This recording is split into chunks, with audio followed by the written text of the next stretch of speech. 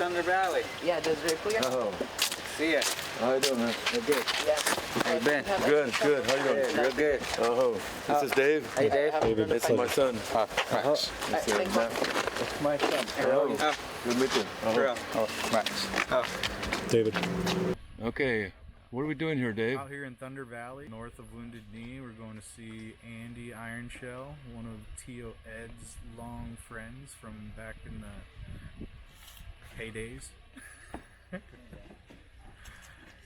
We're here with his son. They're water protectors here, and we're just visiting old friends and seeing what they do with their lives. I'm learning how to operate a camera. Cool. I don't like it. So, He only likes being on camera. I like, yeah, well, it's easier in a sense, because I don't have to like keep looking at the screen to make sure you're still It's on hard there. to think about two things at once when you're holding a camera and talking. It is. Yeah. So tell me what do you guys do here? Come on in. Okay. I'll share the All story right. with you. Okay. Right on.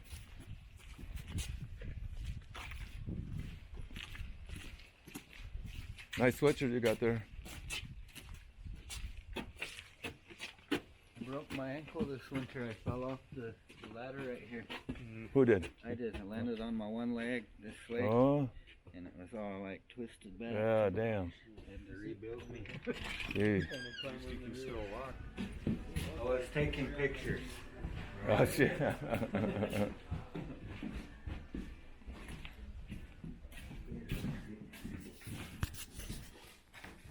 By chance you have coffee? Yeah, Ralph, could you grab some coffee? Yeah, that'd be. You want a coffee? You want a coffee? My name is Andrew Ironshell. I'm Community Engagement Coordinator for Thunder Valley Community Development Corporation. We are located in the heart of the Oglala Lakota Nation in South Dakota. We are presently at the Regenerative Community Development. We are building a green community in the heart of Oglala Lakota County in South Dakota, meaning that we have home ownership, entrepreneurship, language programming, food sovereignty. We're creating businesses and making employee-owned businesses and cooperatives, really creating strategies out of poverty. If you'd like to learn more about the work we're doing, we are a community Oglala-led organization, nonprofit here in Pine Ridge, on the Pine Ridge, and you can look for us at thundervalley.org. We are on Facebook, Twitter, and Instagram. And we would like people to know what we're doing out here, what's happening in Oglala territory. You know, it's good to be here. Good to see you. You know, what I, you know, maybe I know that there's probably the infrastructure of what you're doing, which is, you know, I think as human beings we're, you know, kind of interested.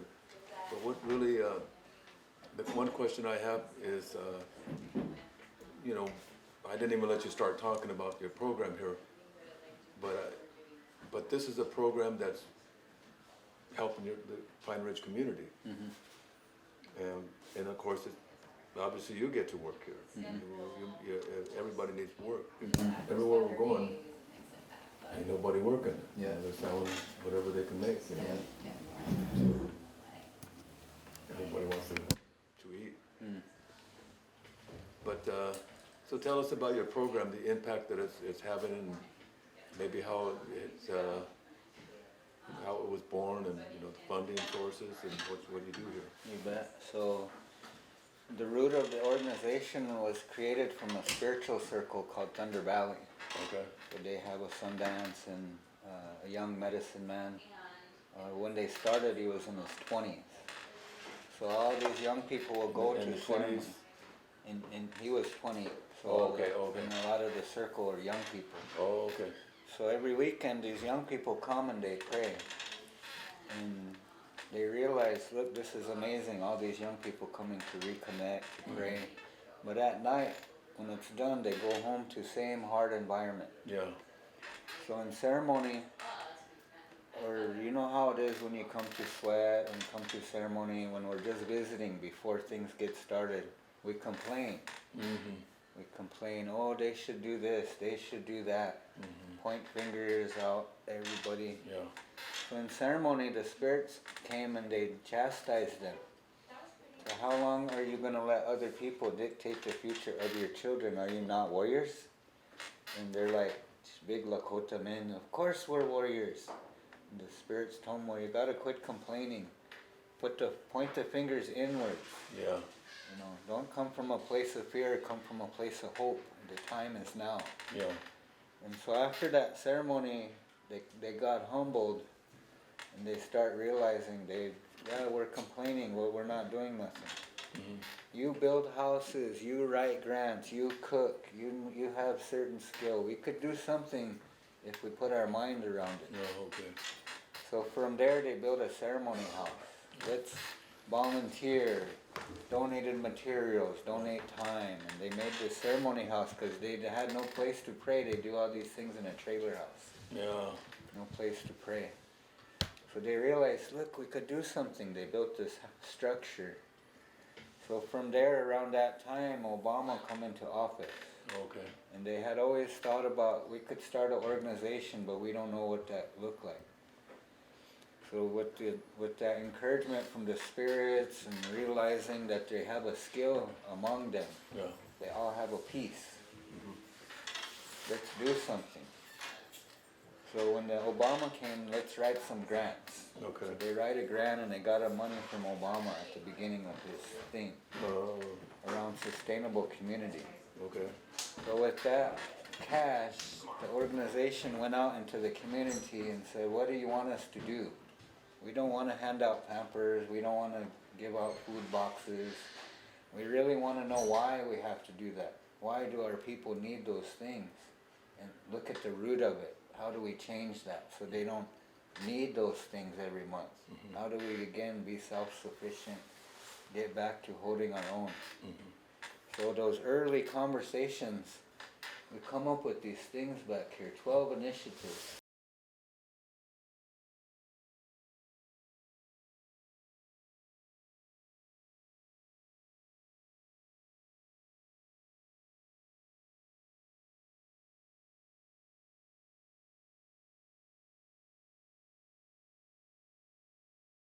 All that was collected from the people sitting like this, Uh-huh. community people. They all come up with these ideas, our people did. So as an organization, we said, this is the map that the people give us to operate from. Touches on everything they want. And so now we just kind of institutionalize those ideas. How do we build an organization around that Yeah, okay. to provide for people? Oh. So from there, now you start to see houses, home ownership houses back here. You buy them. There's a growing food back here. Food sovereignty program. And then we have language component. So there's 2 child cares. Lakota all day, every day. No English in those child care centers. Oh, wow. So from there we're building a collective of young people who fluent in the language, can talk it and think it, more importantly. Conversate, they can conversate in the language. Uh-huh. And now they're getting up there in grades. They're going to school now. So Red Cloud School agrees to build a classroom for them, all Lakota. So now I think they're in 2nd grade. We want them all 12 grades, full Lakota classroom. No English. Oh. So that's the intention. As they get older, we build a classroom for them around the language. But we also have, there's 9 initiatives that come out. So even starting businesses. So you don't need a master's degree to work in that garden, but you could be a business owner of Thunder Valley Farms. Yeah. So they're all strategies out of poverty. Because you don't need a master's, you'll be a business owner. Now you're making some money. Even a Star Quilt Cooperative, so grandmas and young women, no GED, no education, but they got a gift. They're making something. So we help them. We'll do the business part, you guys do what you do. You own half, I own half, that's Thunder Valley. Now I don't have to write so many grants because there's a mechanism for resources to come in outside of begging for money or writing grant. So it's creating a systems approach. Systems approach. Dismantle those oppressive systems that perpetuated poverty and the thumb over us. And figure out how do we put that in our own people's hands. So you gotta meet that prayer halfway. It's Yeah. not a get in line and wait for something. No, you gotta do a little bit of work yourself to be involved, Yeah. participate. So it's creating these systems for participation wherever you're at. Maybe you're a young person with no GED. You can still come here, learn construction, work on your GED, and then move into our employee-owned construction company. That's one strategy out of poverty for that young person. For me, buying these houses, because it's built by these young people, now it's affordable for me. It's a lot cheaper if they build it than a white contractor from outside. Yeah.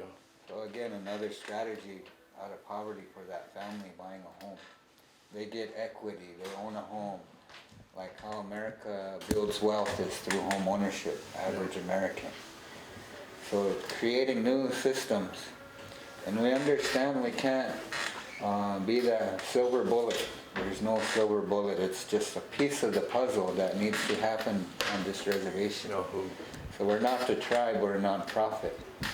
But we have to, sometimes they say, who gave you permission to do all that? Yeah. Who gave you permission? They get mad.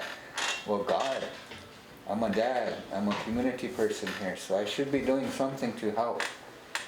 So that's where we fit in as an organization. Not a silver bullet, but there's ideas involved in this 34 acres that it's like a petri dish. What could be possible? Let's experiment here. And people are watching. So you've made some houses for some people out here. Yeah. So How many houses have been there's made? 21 single-family homes back here for sale. The apartment building we just opened 2 weeks ago. Okay, so these homes, you've made them, and if somebody wants to buy them, then they could buy them, and they're right here in this spot? Yeah, right in this 34 acres. So, are there certain criteria that are gonna, when they, to buy this home? Yeah, it's basically, so you have to have an income. Okay. So it's basically for the worker bees on Pine Ridge. It's not for those that don't have houses or no means to get houses. That's what the housing authority is for at the tribe. Yeah, They're supposed to be building homes for people that don't have money. people that don't have money to buy homes. Yeah, So this kind of complements, nobody builds for the worker bees. They just basically forgot about them. yeah, So when we asked the people, do you want us to just build houses? They said no. We want a community. We want stores. We want a school. We want things to do. So it's not just warehousing families. yeah. We want something. So actually, in a sense, you're making these houses that people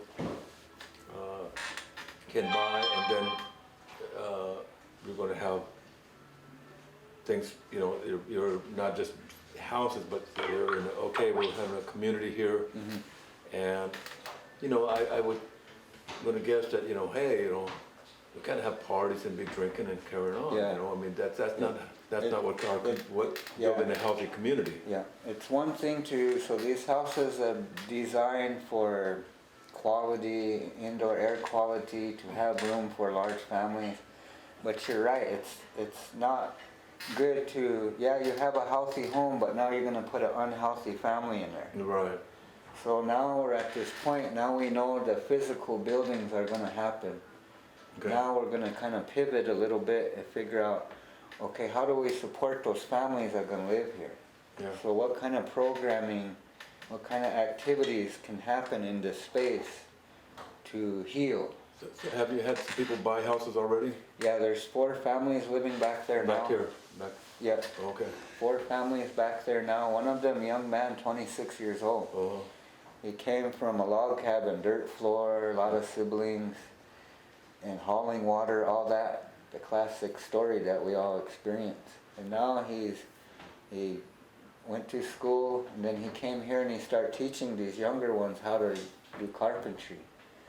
Now he's one of the owners in the employee-owned construction company. oh, So he went from the log cabin to getting his degree, now 26, owning a home, owning a company. So he's teaching these young people, look, I did it, you could do it too. follow that path. Oh, So we're trying to create things like that for people, for that common man. I didn't know all before I got here, so what are these, you know, I just thought, well, you teach people how to build a house. And that's Also what- teaching to grow food. Oh, That's the next big piece. So we're starting a food hub. oh, So if you grow food on your land in Oglala and you got a little bit extra, you could bring it to the food hub and get some cash for it. yeah. In the food hub, we could distribute it to the elderly nutrition meals, feed the grandmas and grandpas, feed the Head Start. Are you having people growing food right now? We're still putting it together. Okay. So we're trying to get it upscale where people realize, oh, I could grow a little bit more this year and make money. There's some way I can, maybe it'd be nice to come back when you know, if I could offer some seeds or assistance or Yeah. something, you know. We had a lot of seeds at the house, and I didn't think, you know, we have a truck full of Sweat Lodge rocks and I don't know what else in the back of the truck, you know, but could have thrown another box of seeds, I suppose, you know. But, you know, we're talking to some other people and what's going on here, and we're doing this little project, going out and seeing what are people doing. And we had a long discussion with somebody last night, and I said, whoa, I don't know, they just, what do we do? What do we do? It's like, you know, like you said, stop looking at the federal government and the tribes. We gotta look at ourselves and say, oh, you know. And I've had to do that, you know, myself. I prayed a long time ago in '81 for unity. And here I am thinking way later, I'm like, wait a minute, I did all this stuff, but how's that gonna happen? And you know, to do that was, man, this is crazy. I think about it now, it's like, come on, nobody gets along, nobody's that, why even try? But I said, okay, I've got to be that person. It's like we've got to point that finger at ourselves. We can pray, and you and I, we've been praying for a long time. And we know that some people just pray, and they go hold back and just wait for the answers. Yeah. No, Yeah. we've got to start making those answers at ourselves and work on it ourselves. Yeah. Like just exactly what you said. But, you know, sometimes we need a little nudge or a little encouragement, or everybody needs a little help to get to the next spot. And sometimes it's just a box of seeds. Yeah. Oh gosh, I can plant these, and then all of a sudden I got tomatoes. food, Yeah, yeah. I got food. But the challenge for somebody like me is and you got a short growing season here because you got a long winter. So somebody said something about somebody's growing fruit trees around here. But then you have to know what varieties, and maybe they're growing the varieties that they need to, I don't know. And, but, you know, that here I am, I'm gonna come into Pine Ridge, interview some people, figure out what the hell's going on, and then put it to the world through a video thing, and then I'll see you guys later, you know. But it's not like that. I'm gonna have to come back. Everywhere I go, some places, I have to come back and keep connecting things, and so I'm excited about what you're doing, and it's very encouraging because you know, everybody wants somebody to look out for, but you're saying let's look at ourselves, and that's beautiful. That's a beautiful attitude to take. This is the big vision. 10 years, we want to do all this. We're in year 4 of actually building. Okay. A lot of years planning, but actual building, this is the 4th year. So right now, Do you have a tourist house in there or a visitor's house in here? not yet. Right now, you're in this building. Okay. So the farm's right behind us. And we're gonna build a grocery store next summer, just right over here. Okay. And right now we have these houses. That's what you see in the back, those big Okay. houses. So this first one is done. So there's Okay. families, 4 families in there. Oh. It's in a horseshoe, like how we used to camp. Yeah, Traditional way we camp. okay. So that's the layout. And then there's an apartment building here and a community center with a bunkhouse. Oh, So if okay. you have training, you could keep your trainers in there for the weekend, however Okay. long, like that. Next summer, we'll also build a retail strip along the road there. And we're looking for places, we're looking for a value system.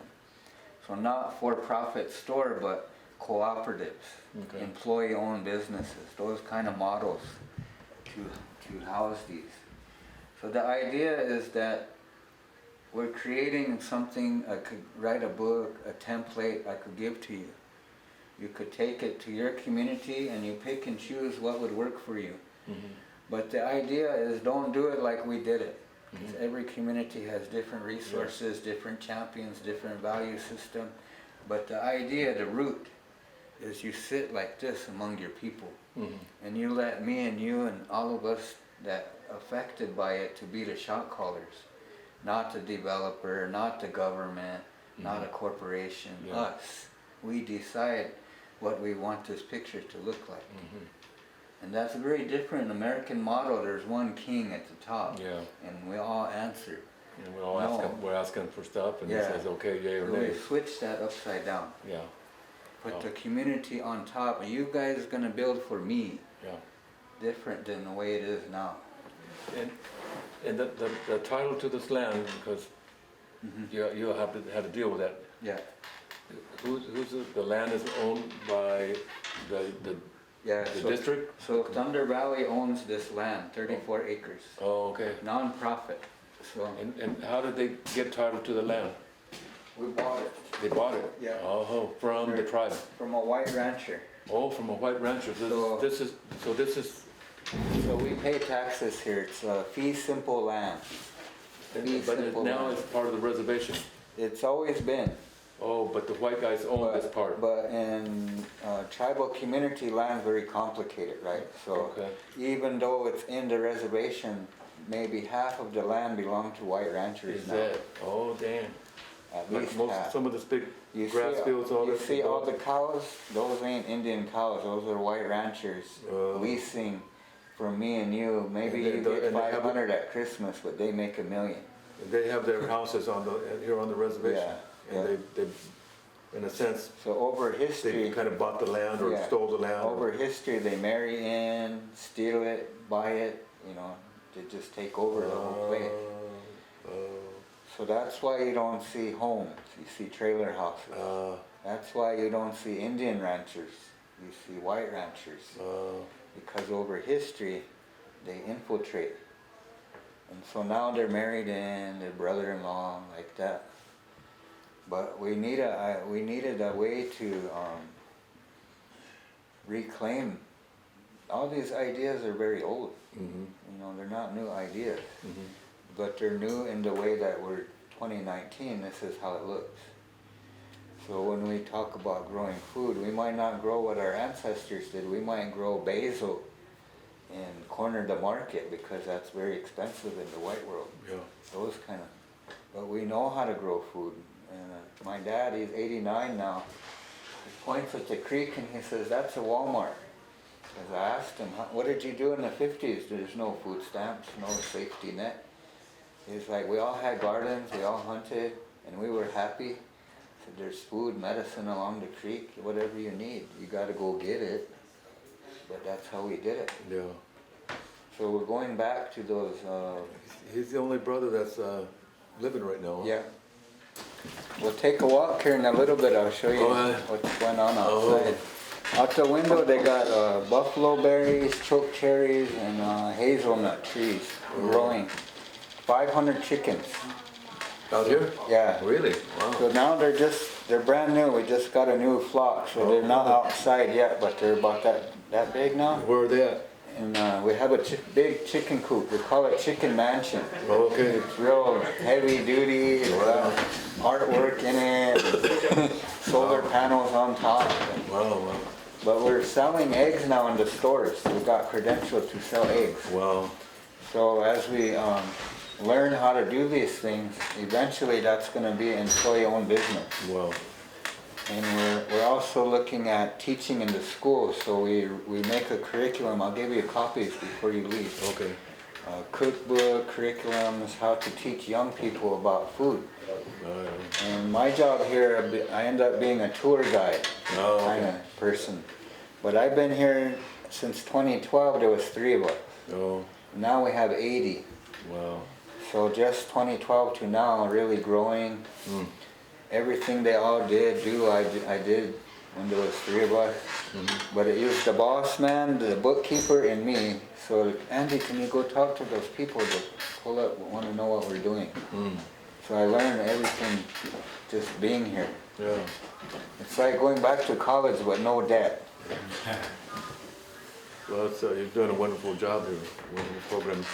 And so you're married into the community here now? Yeah, so my girlfriend's from Wombly, Okay. but my ex-wife, she's from Anderson. So, Oh, okay. So kind of married into the Oglala. Oh, okay. So when you think about our responsibility as ceremony people, these are the kind of things we could be doing Yeah. also. Yeah, not just, you know how some of our people are, that's all they do is just only ceremony. Yeah, But hey, you gotta get a hammer during the week and gotta fix your own window. You can't always have somebody fix things for you. You gotta do Yeah. your own plumbing and learn how to operate I'm learning how to operate some of the different, how do we use a telephone and, you know, how to Yeah. figure some things out, you know. We have to, it's the world is not the same as it was when we first started Sundance. Yeah. We didn't even have cell phones back Yeah. then, and now we've got a computer in our pockets, you know. And we have to kind of adjust to the new world these days. You know, and we've talked about this, and everywhere we go, the issues with the technology, but, well, there's problems with it, but it also can be handy. Because a long time ago, we used to come over here, you'd call on a landline and write on a piece of paper how do you get from here to there, or look at a map. And sometimes you get there and, oh, nobody's there. yeah. And how do you get a hold of them? There's no phone. So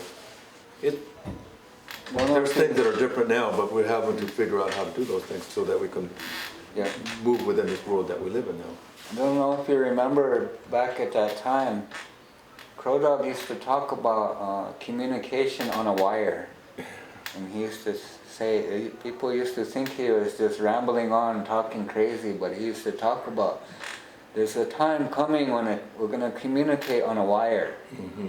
And sometimes it's bad, sometimes it's good, but it's going to be a powerful way to communicate. And he would talk that way. And then Donna years later, internet. Yeah. And then I realized, oh, that's what Uncle was talking about, is the internet. And he used to tell us there's going to be a different way to communicate. And people didn't know what he was talking about. But now when you look back, oh, he's talking about the internet Yeah. and the tool that it could be. Yeah. Yeah. Who would have ever thought that you know, like I said, back in the early 80s, and I was just impressed by how you pulled up that little laptop and, you know, like, oh, goddamn, you know, these guys know how to use these machines, you know. Said this is a relatively new device, Yeah. but I'm glad that you can, get on a laptop some, on a computer a little bit, So I see, do you guys do mechanics as well, or? We don't. No? Mostly sustainable construction, and then now we're teaching about how to install the solar panels. So it's, I think that part was really helpful, especially with our younger students, because we struggle in math, science, those kind of disciplines. So it really gives a reason why we should learn those things, because now we could install on Grandma's house solar panel. So now the young people, oh, I gotta learn math even though it's hard.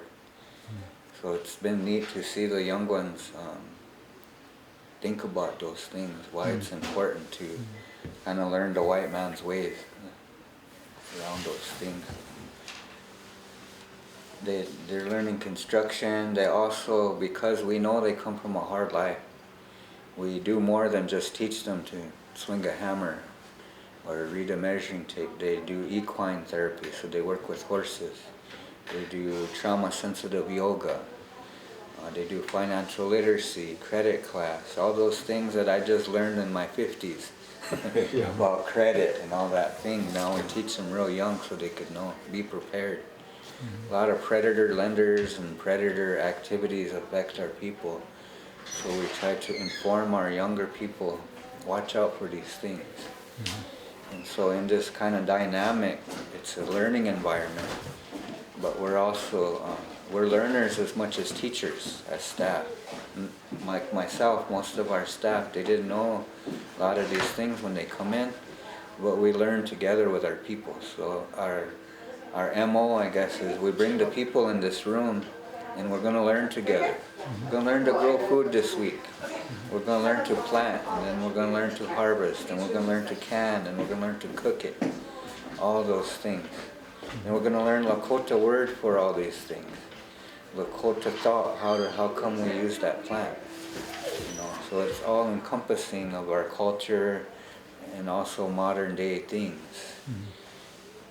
And because it came from a spiritual circle, when we have a hard time, we don't run to the board or we don't run to tribal government and say, help us. No, we have a ceremony. Light a fire, heat some rocks, let's go think about these things. And so that's what makes us very different as an organization, is that component. It's not a faith-based organization like church people would look at it, but it really is grounded in our spirituality and who we are. So we get to dictate that, because first time ever on Pine Ridge did somebody say, Grandma, what kind of house do you want? What kind of job do the grandkids want? Nobody ever asked us that, ever. So now we're in this place as an organization, we can ask those questions and we answer them by actually doing it. So now people are excited about these things. First it was threatening. Change is threatening sometimes when you don't know what to expect, you don't know whose voice you're going to listen to. We listen to our own people. And they're coming around. It's suicide prevention when the young people drive by here and they say, oh look, that's my sister, that's my brother building that house. Look, I don't have to move to Rapid City, there's a good house right there. You show these young people the hoops.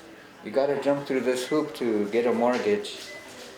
Okay, those young people are, okay, I'm going to work on my credit. And they do it. Now we have young people, young families in those homes. Very white way of doing things, but at the same time, we're worthy of that house. We're worthy of a good job, a good education, all these things. So whatever, how do we get there? Let's show people how you could get there. On your own terms, not forced like it was in the old days. So fortunately, where this development is located, we have the Mini-Wachoni water line that runs in front of this property. That water line comes from the Missouri River. So when Standing Rock happened, a lot of people question us as an organization, why are you sending your people to Standing Rock for that stand? Well, that water that runs here, that water that comes out of the tap water in this development is the same water that runs in front of Cannonball. Same water. So rightfully so, we should be there to protect water at the source. So that allowed us to participate as an organization up there. So the water, you know, that's the root of who we are as human beings. That's the first medicine, the first thought, the first world that we live in, water. So it's rightfully so that we should protect it. So even in this development, when we think about water, we think about rain catchment systems for the homes. We think about how do we capture the water that lands in this 34 acres and reuse it for the agriculture. To use it in a way that's responsible. But how do we show our community what that looks like? We've got to mirror that somewhere for these young people. So by having a physical development, now you have a place to teach about water and how to protect it on a very practical way. Through catching it in your home, on the ground, reusing it. because eventually it shows us, the data shows us that western South Dakota will be more like Arizona. A lot of rain in one day, in 1 week, and then no rain for a long period. So you have to capture that when you can and utilize it and store it and like that. Very old ways of doing things, but do it in a modern way. You know, so that kind of gives us this space as an organization to talk about water and how you use it. You know, even the way we design our infrastructure, we want to design it in a way that's not a lagoon. You're not just building a cesspool down the road. But how do you design things in a way where it's practical but also conservative of the water? You know, like that. So my son over here, Terrell, he learned a lot of his community organizing here by just being around it, by participating in the meetings, things like that. Did nonviolent direct action training many years before Standing Rock. Then when Standing Rock happened, they realized, these young people, hey, that was pretty cool, we learned nonviolent direct action, but we never thought we were going to need to use it. And here we are at Standing Rock, we need to use it. We never thought we were going to have to organize, but here we are organizing other youth. And so now they have International Indigenous Youth Council, which has different branches in Chicago, Denver, Texas, East Coast, West Coast, because they organize themselves from ideas they learn here. So we don't always know what that ripple effect is going to be when we do the work here on Pine Ridge. But those kind of phenomenons, like what the youth did at Standing Rock by organizing themselves, rippled out of this place. The Oglalos, when they went there, they were prepared. Why? Is because we're used to standing on the front line at White Clay. We're used to standing on the front line at KXL already. So when they went to Standing Rock, it wasn't too much of a stretch to say, okay, we learned from Carter Camp, Leonard Crow Dog, Russell Means, we should organize ourselves. You know, we already have that example, so let's do it. So for me, it was very powerful I gave my Uncle Leonard a ride home from Standing Rock, and we talked about all these things. And he said, it was nice what you young people are doing, because I never thought I was going to see it again. I seen Wounded Knee, and now I see Standing Rock, and there's more coming. He said, but in my lifetime you blessed me because of what you young people did. We thought we were going to be the only one to make a stand. Now we look at Standing Rock. It's coming again and again and again. So it made him very proud to see so many come to protect the water. But like what we're doing here, now what? Now what do you do to follow up after this? So when they said Thunder Valley, you people that came from that organization, you're at Standing Rock, but you use oil, you use cars, you know, all those petroleum things in your life. Yes, but we're also building a sustainable community. Yes, but we're trying to create the alternative and do it in an equitable way where it's not about greed, but it's about humanity. You know, so that's very different than other organizations, other ways that are currently doing things like that. So it's really rooted in who we are, but it can also reflect that we don't need to be Crazy Horse. We don't need to ride the coattails of those chiefs. We have new chiefs, new leaders that we need to champion and say, that living man right there, that living child doing those things, that's what we should be doing. We don't need to fall back to say, Crazy Horse save me, Jesus save me. No. The Red Road gives you all these tools already, but it's up to you. You're going to pick them up. And how you use it in 2019 is reflected here in this development. What is the situation now in Standing Rock? I was up there about 2 weeks ago. No, about 3 weeks ago now. And where the land is, it's all healed. You could never tell there was 10,000 people living there a year ago, a couple years ago. So the land heals itself as we knew it does. Yeah. And the community also healing. Oh, okay. So when I hear them talk there, they're talking about, we have a solar project. We're making homes with renewable energy, and we're making homes with young people. We're creating workforces program to teach young people. We're learning from Thunder Valley, but we're also learning among ourselves what we want. And so it was exciting to hear that they didn't say, oh, that's done, let's go back to the way it was. No, they're thinking new ideas, they're really pushing the envelope in their own community. Well, I went there for a little while, and there was people from all over, right? You know, not just people from this area. Yeah. And you know, I would say that non-Indian, there was white people, but you have to give credit to them. They came in with some ideas and concepts of things, and alternative ways to do things. I mean, there was some things that it was like, got there and it's like, man, there's a lot of trash here and this and that. But then the beauty of it was that, man, these people just made the makeshift tents here and figured out it got a stove in here and some propane, and we're cooking meals for hundreds of people and feeding everybody. And it was pretty cool, you know. I was like, well, I'll help, you know, let me do this, let me do that, and then, okay, now it's time to sit down and eat. And everybody was eating, you know, nobody got hungry over there. Yeah. So there was a lot of different, from what I saw, but, you know, at the same time, you know, there was this camp, and hey, well, I just try to go over here and see, but I'm only here for a short time. I don't live in this area. I got to go back and I have a job. You know, you guys we have to start learning again. That was something happened. We've got to start communicating with each other and be more, work on these things that we're always working on being united and working together. And this is a human element for Native people, because when the white people got here, what did they do? They divided us. They had, you know, scouts that worked with them, and that's how we lost, because we allowed ourselves to be divided. And we're still today, you know, there's the tribal council here, there's the BIA people over here, and there's the educated people over here, and then there's the full-bloods over here, and there's this and that. We got to stop doing all that stuff, because we're all in this together. Yeah.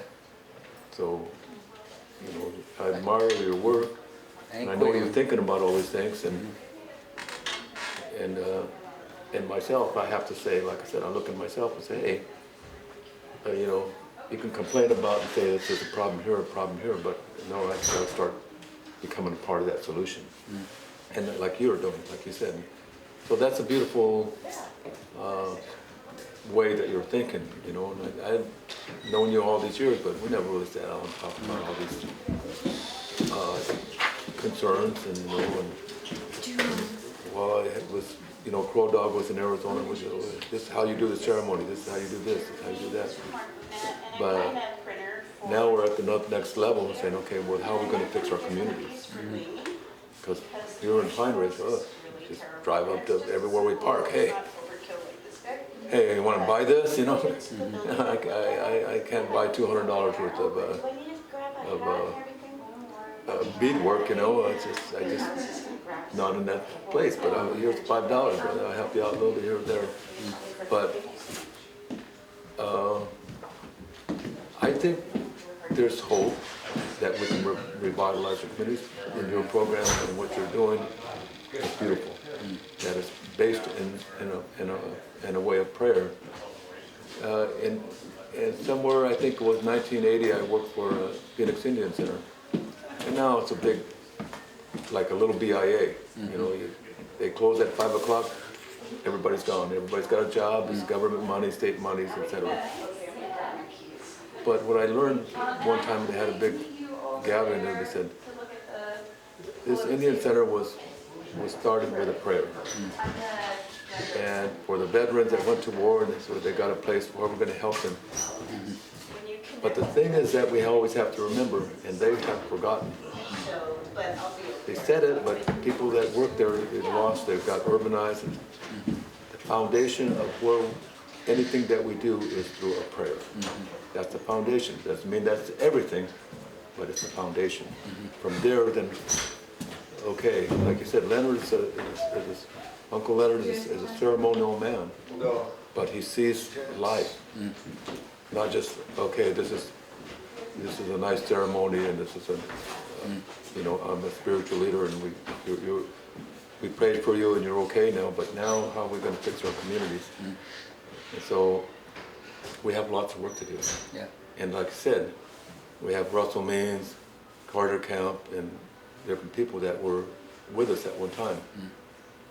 And I'll never forget how I've got to meet all these people and dance with them, and got to hang around with Russell Means in Los Angeles and different places. And there's a brotherhood that we have, and a respect for each other that is just, I'm just flattered by that how we are, how we still can be, hey brother, hey brother, hi uncle. And that's what gives us the, what it takes to kind of work on, that we had people like that in our lives. Yeah. We're real fortunate here in the organization. Our second executive director, so the first one was the founding father, and he stepped out last August. So, But now Teitawi Means is our executive director. who is it? Teitawi Means. Oh, She's Russell Means' daughter. Oh, So, you know, same kind of spirit, movement builder. You know, so now we're looking at, as an organization, yes, our first director, he helped us build things, physical structures, build things, take risk. And now we have a powerful woman in charge. We have a lot of leadership, women leadership in the organization. So maybe this is that time where we transition to women empowerment. Look what Lakota women can do together. Yeah. So as we build, like we said, maybe it's not, we need to figure out how to help that family heal that's going to live in a healthy home. Now you need a healthy family. Yeah. How do we get there? Or sometimes us men, at being men, we don't always know how to heal and to help in that way. We need that woman's perspective. At the home. So I think now we're in this transition as an organization even. How do we be compassionate? You know, not warlike, not aggressive, but in the way that the women do things. So now we're looking at how do we design, not to institutionalize or use that word, but how do we create activities for families to heal? That safe space, how do we create that safe space like we do in ceremony? We have tobacco ties to create a safe space. But as an organization, we also need to create that area for people to come and say, I can be vulnerable here, but I could be strong here. You know, we can learn from each other and support one another. And how do we do that? Sometimes the women are better at showing us that way than me and you as warriors. You know, so now I think we're in this historical moment as an organization, as a community, as a human being, that we need to, you know, include the women in the white world that push the women out like they're property, right? That was never our way. Yeah. So how do we get back, as we've been conditioned to be that way, Americanized, but how do we go back even deeper to our roots and say the matriarchal society that, you know, support the warriors and back and forth? How do we bring that back, that context? How does that look in 2019? You know, so we might not get it right all the time, but that's what we're kind of shooting for, is those type of internal relationships that do promote healing. Same time, you could have a nice house or a good job, but that value system, how do we bring that Lakota indigenous ways of doing things back into the open? Because it went underground. It's still coming out. It's still coming out. Yeah, a lot of stuff, a lot of history, and you know, like I was telling Dave, I got here this, at a certain point, I was born at a certain point, and I came to Rosebud at a certain time of my life. But obviously there was all this history way before. And like I said, 2019, and then where we're gonna go from here. But I've been asking these questions. I'd like to think that, you know, my question to people here when I got here is, okay, if 1973 was Wounded Knee, okay, what has transpired because of what those guys have did, put their lives on the line, Yeah. right down the road over here. That's not something that people do these days. I'm gonna go out and confront the power of government, of these people that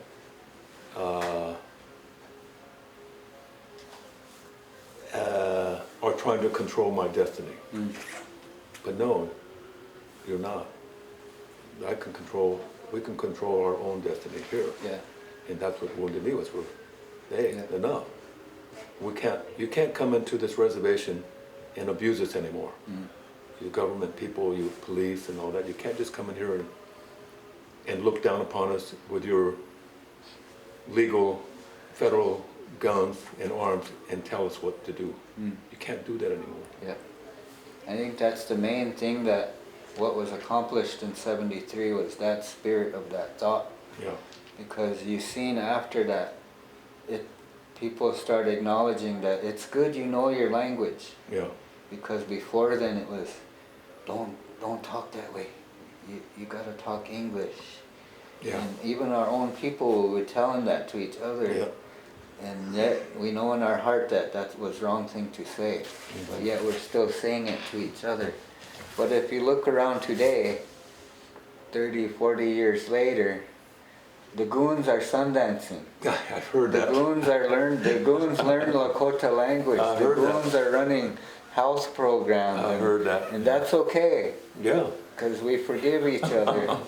But it's interesting to see that phenomenon. I heard, yeah. That guy was the goon way back a long time ago. Now look at him, he's a sacred man. Yeah, yeah. Yeah, that's So it. in a way, it's almost the spirits have a sense of humor when you see things like that. But it's good, right? Because Yeah. they snapped out of it. Well, Uncle Leonard said, you might just snap out of it if you pray. So it's good Yeah, to see that's that just, happen. You know, from the climate of what was here, like I said, you know, I wasn't here, but I was aware, you know, I was aware of what was going on here. I was telling Dave, I was writing about this stuff in California in a small newsletter, and when I got flack for that, you know, the conservative Californian Indians, I was like, well, no, but we got to stand along with our people, you know, and I was like, but you know, like I said, here we are, and I think I asked people in the street here at the gas station, do you think it's any better? And they said, no. For him, he's still a street person. For him, maybe it's so-so. But there's programs like this, and there's people who 20, 30, 40 years ago were street people, and now they have jobs, and they are healthy homes, and so forth. Because, as you well know, in the movement of things, in the spirit of what was going on here in the confrontation with the United States government, we weren't all 100% healthy and drug-free and alcohol-free. We had issues. Yeah. But we over these last, like say, 40 years, those issues are being resolved. And my brother Russell, admittedly in his books, you know, he had issues with alcohol. And he tells a story of how he went to Los Angeles and how he went to California. And I never talked to him about that, but he read it, it's in his book. Okay, we all went to relocation, we all got urbanized, we all were supposed to learn a trade and live in Los Angeles.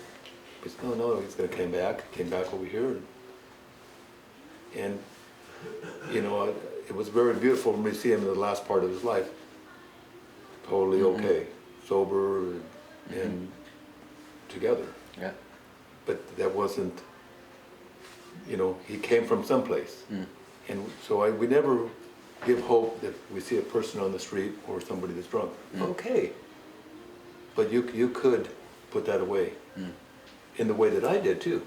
Because I used to drink and do drugs and do all kinds of crazy stuff. But now I don't. I still do crazy stuff, but I just, but in a better way. Yeah. So, with that being said, maybe we go take a pee break and go look at your chickens and take a walk around them. And one time they were having a meeting and they talked about how all of them, and it was real hard as a dad to sit there and hear this, but all of them kids start talking about suicide. And they start showing their scars and cutting and things like that. And all of them talked about it, trying it, or they had somebody, they all knew somebody in their family, in their community that died by suicide. And they talked about how they were the first responders to each other because they seen that only themselves as the only resource that they had in their community often was Facebook or a cola on the other end. So that was real hard. And they all looked at me one time and they said, Dad, after Standing Rock, we're not going to do what you guys did after Wounded Knee. You went back to partying, you got distracted, you got hung up in the court systems, you didn't follow through. We're going to do it different. Yeah, that's good. They said, go back and tell the adults that we're going to do it different. We're going to do it like this. So now I've seen it. Now they really are doing it different than how we did it after Wounded Knee. They're out there talking about protecting water in different spaces. Spaces that I never imagined my children would be. I had a daughter that talked to a group of children in a school in New York State. Afterwards, a little boy come up and he said, that was real nice what you said, but I never heard that before. I think we need pipelines. Little boy, 9 years old, 10 years old, say that. And my daughter and her friends, they took him aside and they talked to him. The little boy, he wasn't being mean, he's just talking. I think we need pipelines. But they talked to him about renewable energy, everything like that, so he left. And the teachers, they come over, they said, do you know who that boy is? That's Eric Trump's son. Oh. He's a Trump. So you think about the ripple effect from here. Somehow daughter is talking to this group in New York State with Eric Trump's kid listening, really listening. He's going to be Thanksgiving dinner, he's going to talk about what he learned from those Native women. We need renewable energy, he's going to bring it up at Thanksgiving, Christmas dinner someplace.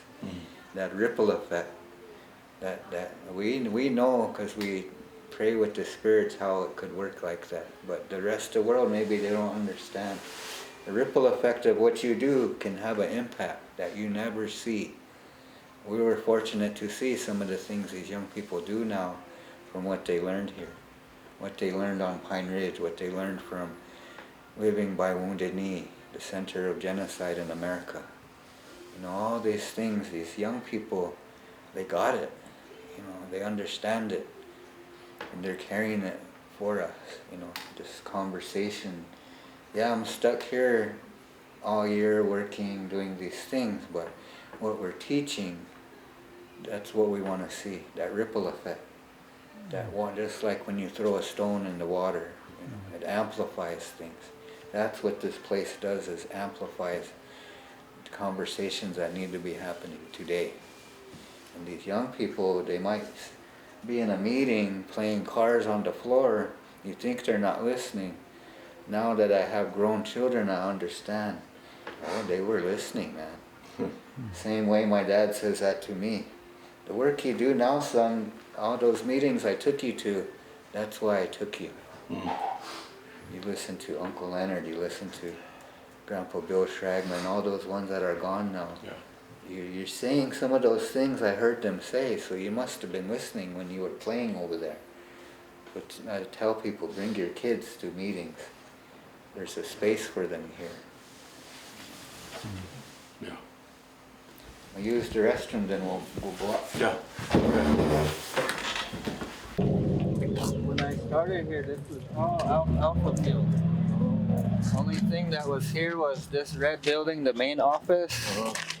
And the straw bale house, they were just now pouring the foundation. Oh. So there was college kids. It was a collaboration between University Colorado Boulder, South Dakota School of Mines, and Oglala Lakota College. Oh, okay. So there'll always be students over there, hay bales and building, and people literally stop just curious. What are those kids doing? So there was the executive director, the bookkeeper, and me. So Andy, can you go talk to them? So that's how I ended up in the role I'm in now. Is I had to learn about straw bale and all the things that go with it. So I learned to talk about that. Learn that. So as we started realizing we were going to build a community, I learned more and more about what we're doing, the strategy behind it. So now I'm the one that's been here, the employee the longest. Oh, wow. So I got all this institutional knowledge, and really it was like going back to school, which is cool. They say, So how many years is that you've from 2012 till now. 2012, okay. Yeah. So You even guys my done a lot kids, since 2012, man. yeah, even my kids, they learn with me. Okay. So now when they go out and talk in the world and do their thing, they often reference things they learn here Okay. around food and language and all these things that they don't teach in the high school, even though it's on the reservation. They Yeah. don't learn treaty and all these important things about who we are as indigenous people. You know, I learned working here that even though young people come here and they're Lakota from up and down the community, maybe they never been to Sweat Lodge. Maybe they didn't even know where the sacred sites are in the hills. Yeah. They don't know these things. I always assumed that they know these things, and that was wrong to make assumption like that. Even some of our older people, they've been conditioned by boarding school, beat it out of them not to be Lakota. Yeah. Now they're older and they want to be Lakota. They're finding peace, getting older. So now they come and they want to learn the language too, and they want to learn everything the young people learn. So it's been a real nice tool for the Oglalas to have this here. Yeah. You know, and really to show that, like I said, this is an alternative to the white way America builds things. Developer makes decision, monopoly makes decision. Well, they, through the treaties and various things, they said, okay, the governments, they said, okay, we're going to give you health care, homes, and all the stuff. Yeah. So they did some. They made the government had. I'm sure the government came here and HUD made some houses. Yeah. And people got hopeful. Oh God, they're going to start building. They're going to houses keep there. their But promise. They never did enough. Yeah, They exactly. built a few houses. Some people had a few homes, and the ones who made money, like you said, the contractors came in. They came in with their new trucks, and they built these The houses. churches, And then everybody. they made their money and they left. Yeah. And nobody learned how to build a house. Yeah. Yeah. Back here we have the community garden, and then we have our tree orchard. Oh, traditional medicine in there. Silk cherries, buffalo berries, like that. Hazelnut trees. We have an underground greenhouse. We haven't used it yet. Okay. This year will be the first time we're going to use it. Okay. So we're going to bring the community in and say, let's have a workshop. Let's learn how to use this greenhouse together. Okay. So that's always the process, is include the people. They got skin in the game then when they show up, participate. So when the chickens get a little bit bigger, we put them in this paddock 1 week, that paddock, they switch. Okay. And now we've been doing it a couple years now, the soils are regenerating themselves. So there's worms here, it's like cake, it's good soil now Yeah. in this part because the chickens are Doing their thing. doing out their there, thing, yeah.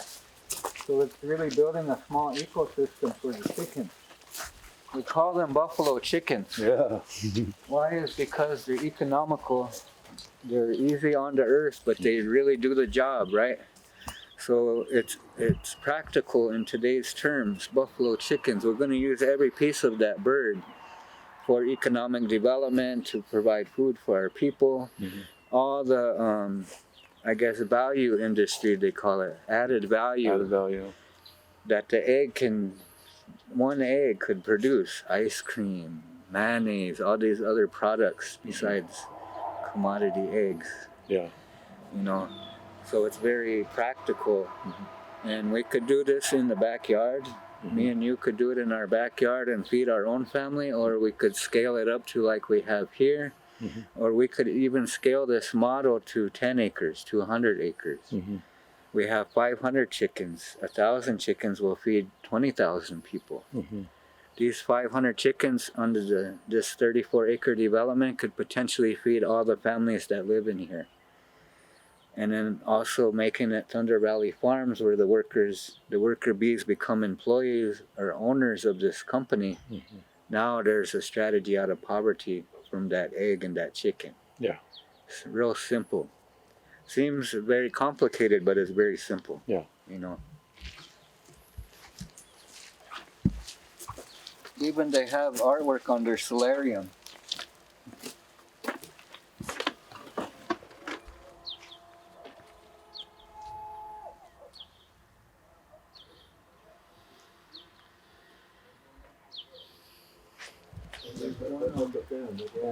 On each end around the roof of the building is tubes. So it's just a radiator, and it circulates that 52-degree air under the earth all year long. It circulates the air under the ground? This fan, it's going to come into here, and it'll pull that air. The other side is sucking, and one is pushing. So it circulates that air. Okay. But it's not a new technology, it's very old. Yeah. There's a white man in Alliance, Nebraska, hours from here. 80-something years old. He designs this kit. As a kit, he sells it. So we went there in January. And the old man's model is not used to the ceiling. So they started from trees down here, and they go all the way to the roof. So January, he gave us a bag of oranges this big. Growing oranges in Alliance, Nebraska in January. So he's been doing it maybe 20 years now, perfecting it. And now he sells this as a kit. So you don't even need to buy an expensive kit like this. This is something that we could dig a hole in our yard and make out of pallets, you know. But the way he,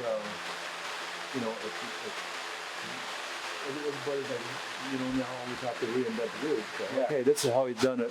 Yeah. I might do it a little different because the climate's a little different or whatever, it's a little different. But like I said, it's just somebody's idea, and okay, now I can use that idea. Yeah. We went to the Bay Area, we went to Winnipeg, Canada, we went to Cleveland, we looked at different urban greenhouses. And when we come home, they said, "Did you go see the old white man down the road?" And we're like, "No, we never heard of him." We went down there and we seen like his whole thing is full of food, southern produce in the middle of Nebraska, and it was snowing up. And he gave us bags of oranges and limes and grapes and got flowers from down south. So we're like, if that white man could do it and survive in the middle of Nebraska, how come we're not doing it? So we bought the kit from him, and so he comes up every now and then to just see how we're using it.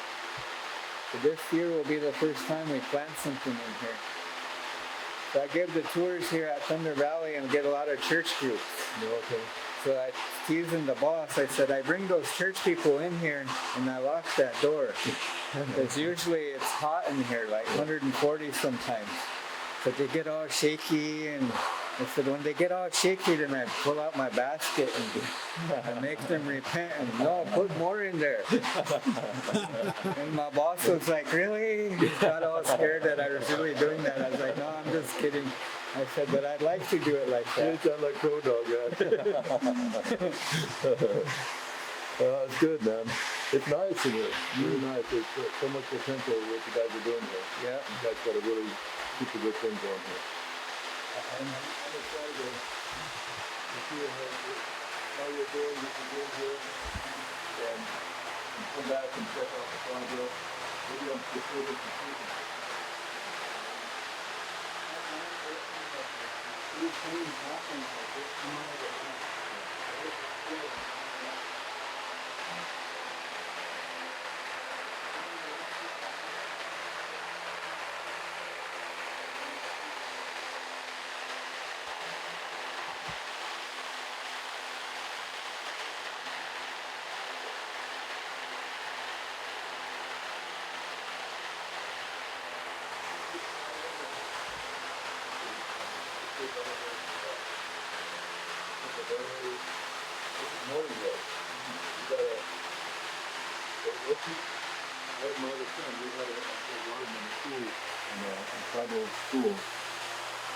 We had, this is like this stuff will just take over. But you can do it. You can take care of this. But there's no easy solution. Yeah. You have to get under and dig it out. Ongoing Ongoing. process. But you could get it with weeds. There's two things you can do. You can either have those weeds control you, or you can control the weeds. You're not going to eliminate this. Yeah. But you can control them so that it's not controlling you and all of your time. If you do it right, you can make it to a minimum, so you're not always weeds. You got after it, and then you got to control. Yeah. You're doing a good job there, man. Hard work, but we're not afraid of hard work. Do a good job there, man. Beautiful.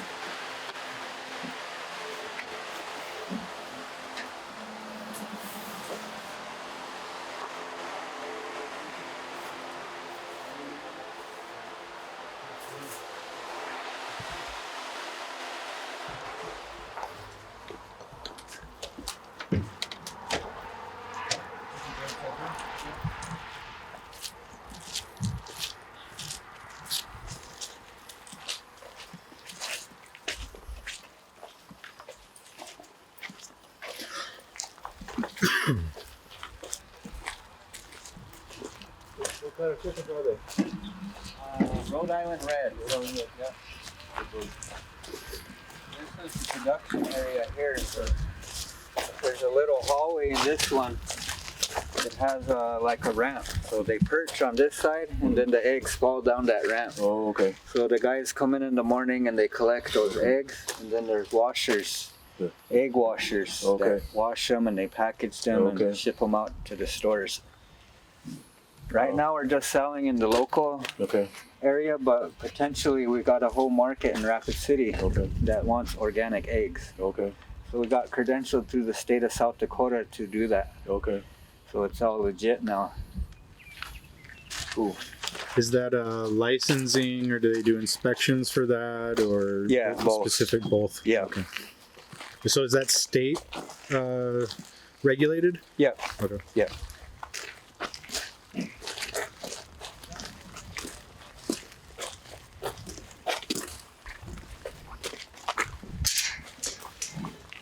Across the road we have our new apartment. They opened last weekend. Wow. 12 families living in there now. Wow. We have, I think, 4 families living in this first, we call it a Teoshbai circle, family circle. So their home ownership, they own the land around, and they own the lot, and they own the house on top. So they will pay state taxes, which is kind of unique in Indian country, or it's sometimes controversial about paying taxes on a Indian reservation, but the checkerboarded land is so complicated. And we did it on purpose because we want these homeowners to, just as if they bought in Rapid City, we want them to get 100% out of their investment. So they get 100% of the equity of owning that home. So they could also, if they wanted to, they could sell it. Yep, they could sell it for a profit. Right now, we as Thunder Valley have the first right to buy that house if they want to sell it, so that it doesn't fall into, a non-Indian community back here. But anybody could buy. I'm a Cherokee from North Carolina. I could own one of these homes. So for me, for folks like me, maybe you're a teacher or a physician that wants to stay on Pine Ridge and have a career, you could own a house rather than living in a 1980s, 1970s BIA housing or Indian House housing like that, you know. We want people to stay here, and that's part of why we did this development. Is young people are leaving. We want to give them a reason to stay home on their own nation and on their own terms. Yeah, quality house, quality things to do, you know, things like that, so they don't have to leave.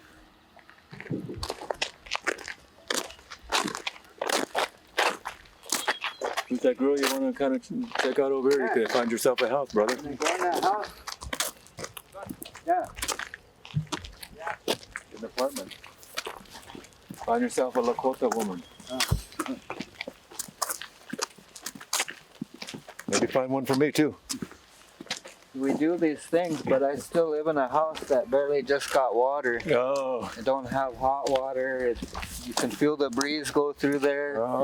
But as a staff, we experience what everybody else does. Yeah. So, I think So are you gonna get one of these yourself sometime? I probably won't. I won't. No.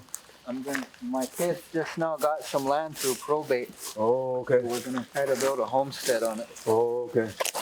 And where will that be? We don't know yet. Oh, We okay. haven't got the papers back. Oh, But I okay. think it might be in Oglala, Oh, okay. that area. Which is nice because it's pretty country over there. Yeah. Are these homes tied into the grid as well, or is it all solar? No, they're tied into the grid. We don't have a battery system yet. So the solar on top of these homes is actually owned by Thunder Valley, so it's not part of the price the person has to pay. And we'll manage the development of we're hoping to reach a net zero community at the end of the 10-year build. You're going to do individual banks for each home then? We're not quite sure what that looks like yet. It'll probably be more of a community scale system. Once we start building the 2- and 3-story commercial buildings on the southern side here.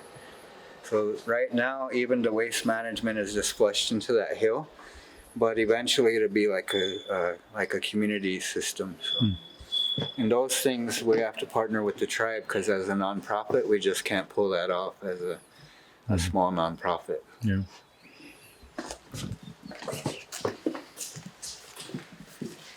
This one's probably about 95% done, just kind of cleaning things up.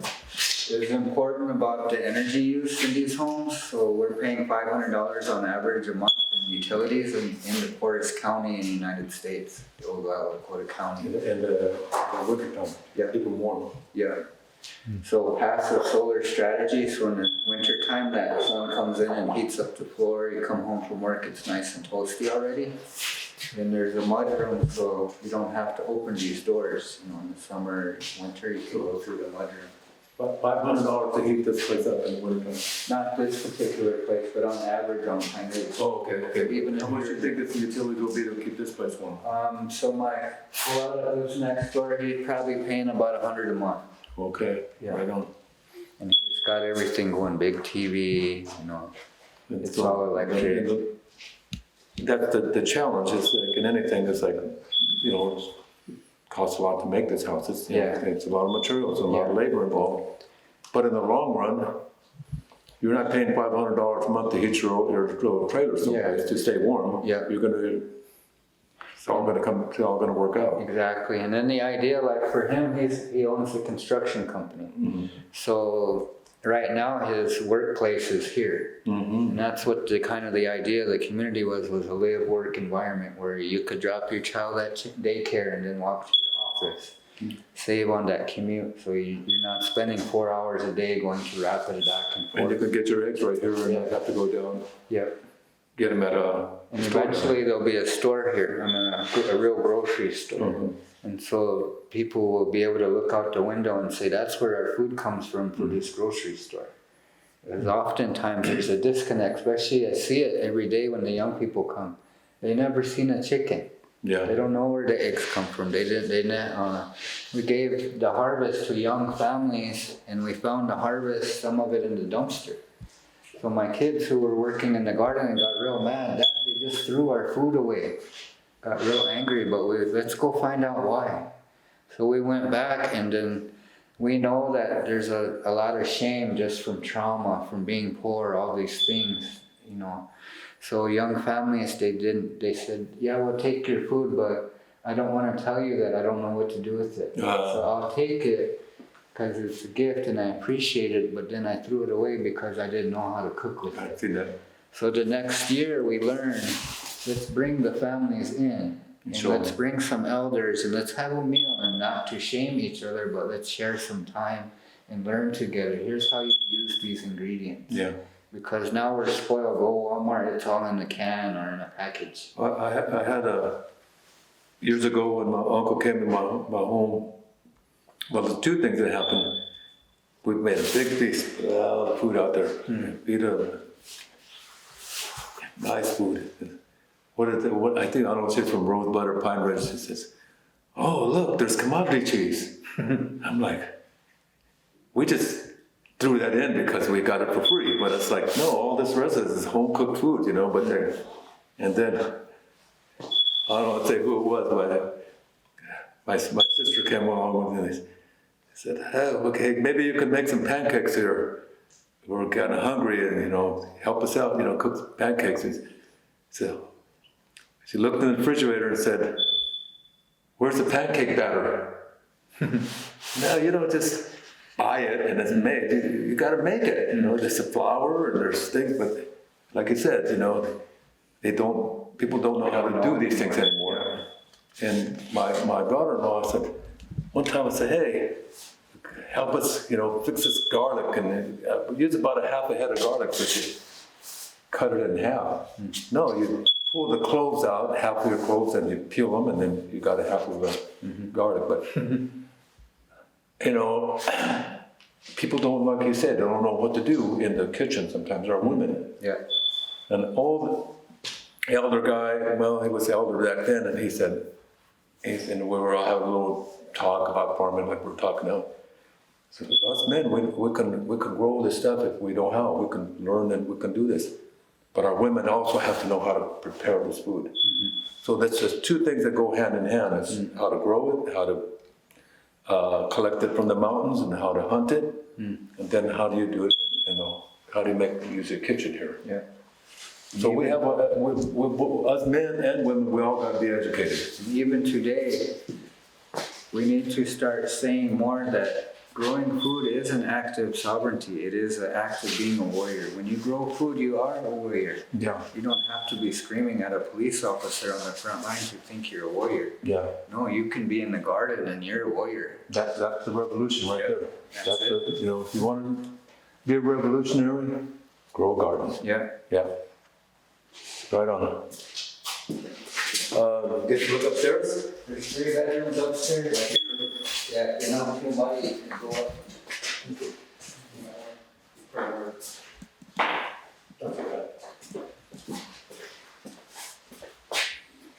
In the 4-bedroom house, there's stairs in the closet. So.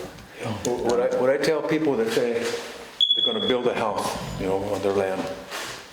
First, you build your kitchen, maybe a place where you can put a bed inside, which now, this is your living room now. But you put your window where you're going to have, later on, when you have time and money, you add another bedroom. Add on, You yeah. make it so that, okay, now you got more kids, you add the next bedroom. Yeah. And that's beautiful the way you're talking about that. So when we sell these guys a house, when they give you the plans in there for the 4th bedroom. If he wants to, he can build So that. later on, you build equity, you hit the lottery, you could add a You can add a room. add on to it Yeah. if you want. Then that way you don't have to buy a new engineer or all that stuff. Right, it's already designed It's already designed for adding yeah. on to it. Exactly. Really cool. Yeah. You already have a window there. Make your doorway there. Yeah. Can I go look upstairs? You bet.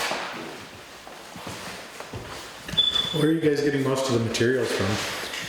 All the border towns around us, and we learned kind of the hard way that building in rural America, building on an Indian reservation is an automatic 20% markup because you're bringing in materials from outside of the community, and there's really no economical way to avoid that. So we're not developers by trade here, but we're learning as we go, and sometimes that's an expensive learning curve. Yeah, no, I just asked if, you know, you're learning that now, but Yeah. going to the source rather than going to multiple distributions, you know? Yeah, Home and Depot, Lowe's, just whatever. being in South Dakota, there wasn't a lot of resources to get materials that were economical for keeping the costs down, and that's been the hardest lesson is the houses are appraising very high, which is good for the buyer because they get instant equity. But as a nonprofit who's trying to look at strategies out of poverty, it's been a hard lesson to see that the cost of building things in America and even the politics to that, you know, there's all kinds of stuff, baggage that comes with it. Yeah, let's go up front just because this fire alarm is distracting for audio, but I have a couple other questions as well.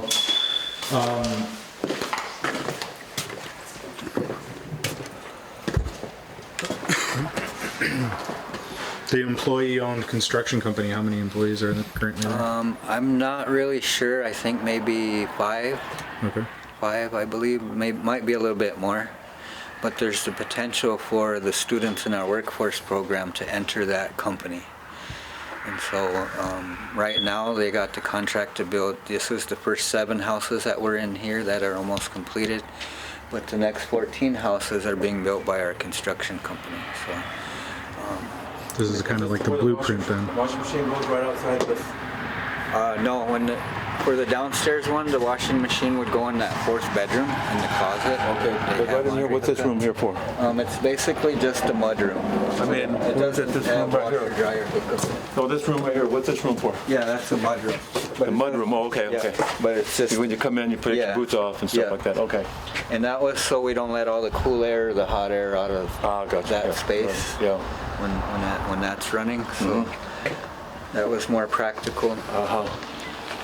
And then our workforce program is building one house themselves, so they have construction trainer helping them learn how to do that. But they build one house per cohort, so there's been 5 cohorts so far. They didn't all get to build one single house, but they helped with all the houses. Are there plans to collect rainwater?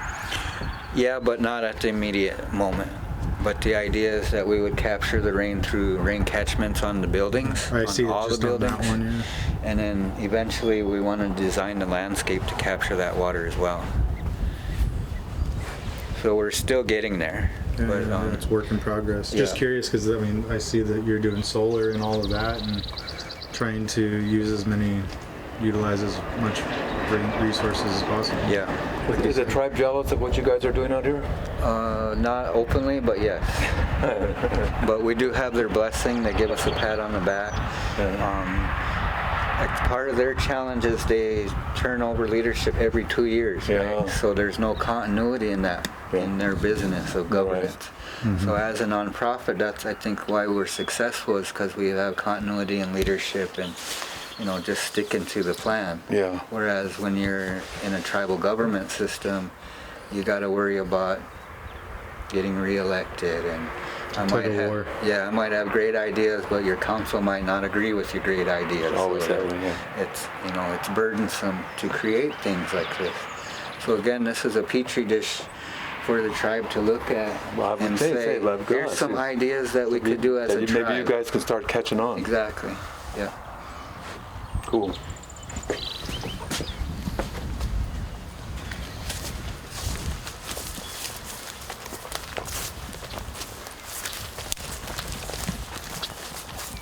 So the shared space in the middle, these 7 families can decide what, if anything, they want to do with the space in the middle.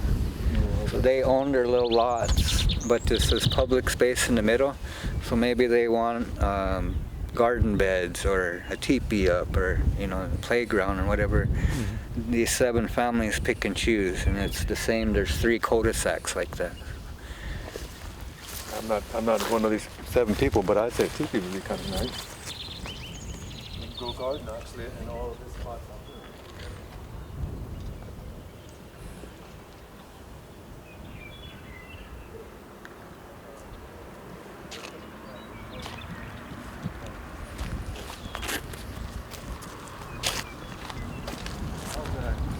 Street names are in Lakota. Was it? All the street names are in Lakota. Oh,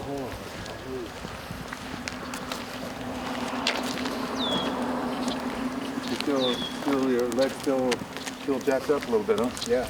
I just started without the crutches about 2 weeks ago. Oh. Took the boot off about a month ago and then go around on crutches for a while, and then now I'm just now getting where I can walk like this. Oh, so the cold weather's probably makes it hurt sometimes. It doesn't does. Yeah, I got it. That's the way this cold weather's work on my knee.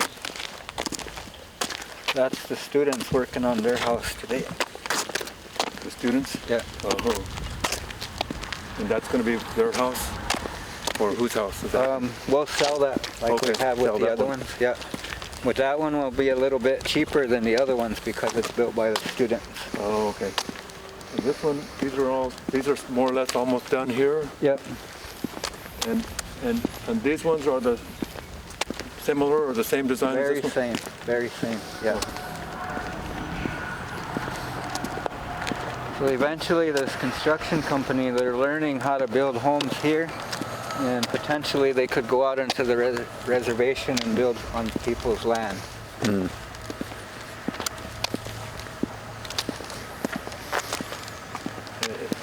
I like the way like I said, that I looked at that top. It's a fairly simple house, three bedrooms on the top, and one bathroom for all three. Not everybody has their own bathrooms, which is Yeah. Right now we're at the Thunder Valley Bunkhouse, and there's not a lot of community spaces on Pine Ridge that you can, most of them are kind of managed by the church, and so they don't always offer to the people to use those spaces. So here we have room for 90 people to gather, and then upstairs there's a bunkhouse, a dormitory type setting. So there's 21 beds up there, a little kitchenette. If you come in for training, you could rent that space out, keep your trainers here for the weekend like that. On the other side of this evening even, we're going to have a meeting with the community about a playground. So we know that indigenous communities, we like to take our kids to everything. So we're making space for the kids to be here, so they're welcome here.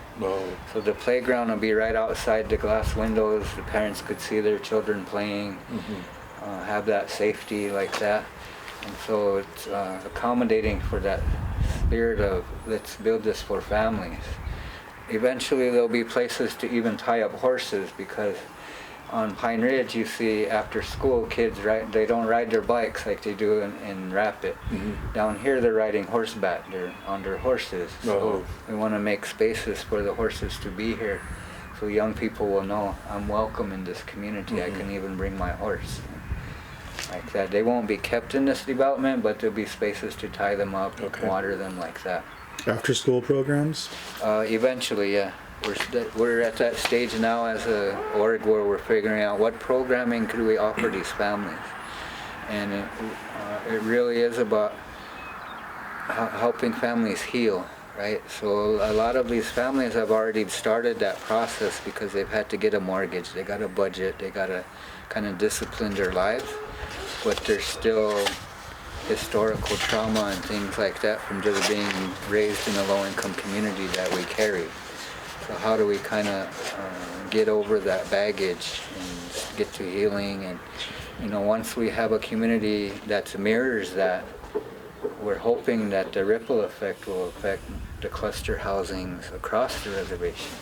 Our intention is to have this development in each of the 9 political districts, and then you'll start to see a real economy because money will be circulating internally on the reservation rather than exiting. It's a bigger strategy than just this one development. Maybe more intertrade and less using of money. Exactly, yep. And that's a lot of what we've done here is we've got professionals through fellowships or just because they wanted to help, just kind of bartering our way through a lot of things. And so that's still a dynamic that's part of this community. Wonderful. I'm not sure if it's over.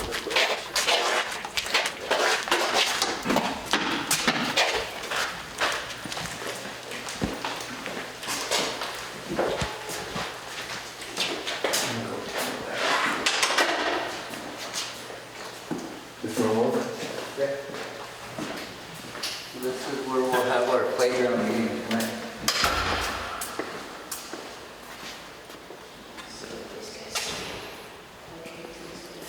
We're just now getting geared up to make this, I guess, IT accessible. So we want to have meetings in here, council meetings, maybe telemedicine type of technology in this space.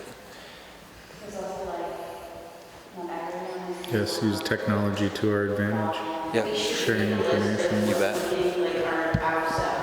What, I'm just curious, do you know what your upload rate is for internet?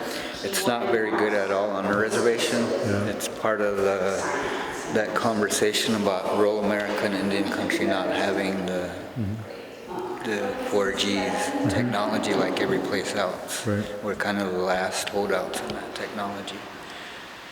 And what we learned through the development was there's a housing area just a few blocks from here.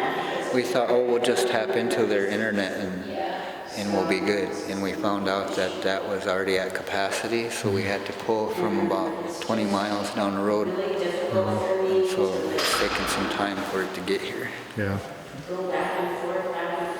So the playground will be right outside of the door here.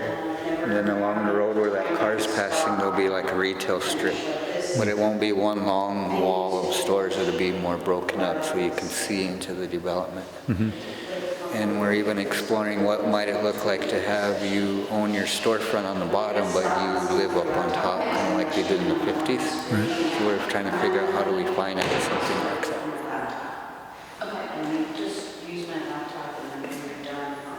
Then upstairs, it's the bunk room. That's a window to the bunk room space up there. And again, all these buildings eventually will have solar on top. So even the apartment buildings we just opened, as we get solar on top, that'll be included in their rent, so they really won't have a utility bill. It'll be very minimal fee for that. You already have the bunk beds up there? Yeah. Oh, yeah. And has anybody actually used those bunk beds yet? Not yet. Not yet? Yeah, I think next month. Next month they're ready to do that. So when you rent a space, you Maybe we Maybe could we stop can by try, later maybe we tonight. can try it out Yeah, tonight. after Rapid City. Yeah, we could be the first ones to try it out tonight. when you rent a space, you get this, and you get a kitchen here. So it's a real kitchen. Yeah, You could feed people like that. beautiful, man. This is really amazing. Amazing stuff you're doing here. Amazing. Beautiful.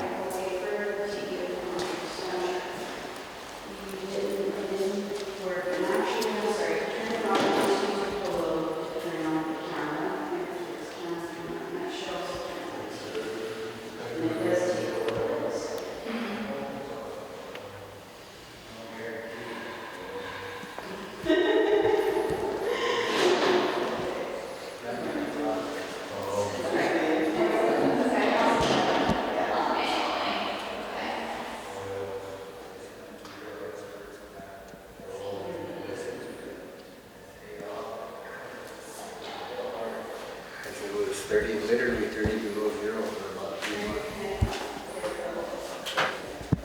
Then when I thought it was just mud, and so it was scary all the time to go out. Stay home, live right, catch up on things, and my mind wouldn't even go there. Oh, The trauma kept me from doing those things, so I realized this must be what our elders go through when they start losing their health. You know, that why they don't do things is because they want to, Yeah. but then your mind kind of holds you back, that trauma. that well, physical I've been hurt a lot of times, you know, through falling off ladders and scaffolds and different things. But like you said, it made me think, well, if I'm not physically able to lift or do something, and now I have to start teaching the younger people how to do these things, because all the time it's like, I'll just do this by myself, and Yeah. whoever learns it so well, they'll have to learn it on their own. But no, I have to start teaching my kids Yeah. and other kids, grandchildren, how to do these things. Even though I could do this. Yeah. Hey, grandson, pick this up and do this and move this over here, help me do this. Yeah, And I have to start relying on them so that they start learning, yeah, instead of trying to, like, I'm kind of a little stubborn old guy. Was a stubborn young guy, now I'm a stubborn old guy. I'll just do everything myself. yeah, But like I said, it can't always anymore. Sometimes something goes bad and I can't do this anymore. yeah. Help me out. But good. Thank you. Thank you. Thank you very much. Thank you. Over. Good. Hey, just want to say thanks for the sweat rocks. I already loaded them up and took them.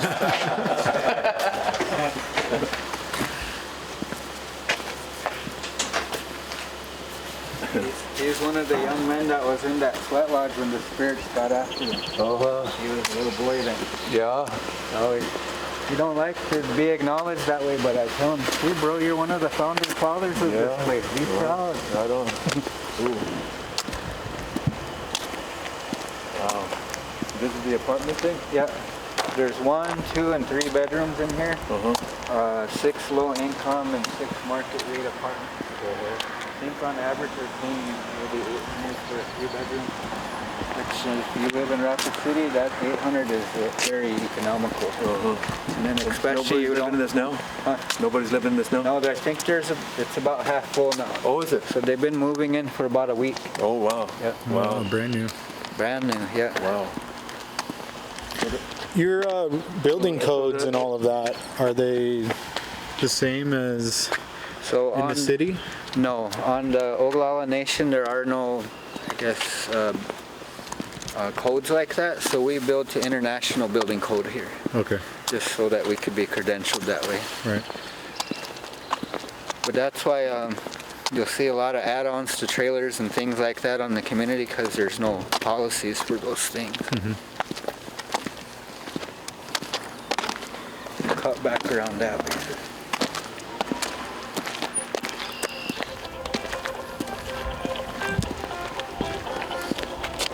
I used to think our boss was crazy because I was like, how are all these things going to fit in here? How are we even going to do this? We're not engineers and developers and architects by trade. Right. But I learned that we didn't need to be. What we need is a shared value system. So sometimes it was hard for the architect or the engineer because we would sit at the table with them and say, what's your idea? And they look at us like deer in the headlights, look like, geez, I don't know, because nobody ever asked me that in my field of work. They don't ever ask that in my field of work.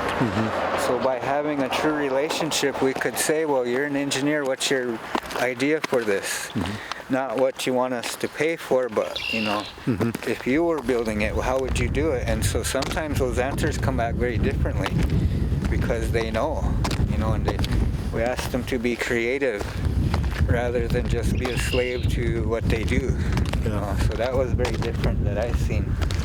Even to have bankers come down here now and say, how can I finance that home for your families? When 10 years ago they were just predator lending to us for slumlord trailer house kind of deals, you know? So very different relationship. So by building this physical development, we're holding Uncle Sam's feet to the fire. You meet us halfway to finance that home, to build our infrastructure, that kind of thing. So we take the boogeyman out of those conversations. Sometimes those haters are still at the table, but they're not hating anymore. They're learning.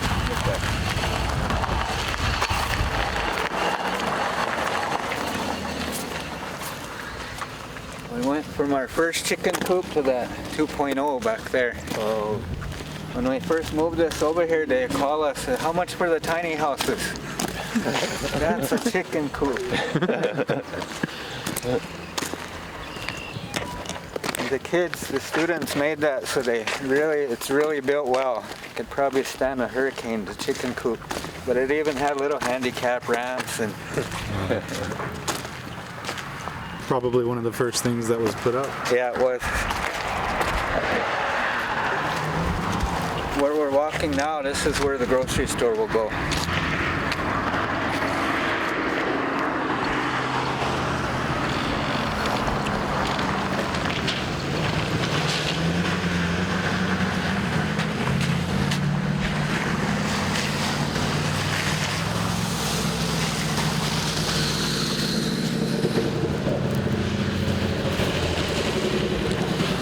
We're on that, we don't have to worry about the cold for the chickens. Yeah. We have to worry about the heat. Yeah. So they just got to have shade to have, you know, because in the 100 plus, you know, if it's a really hot day, sometimes the chickens just roll over. Yeah. They just, Right here too, it's 1,600 man.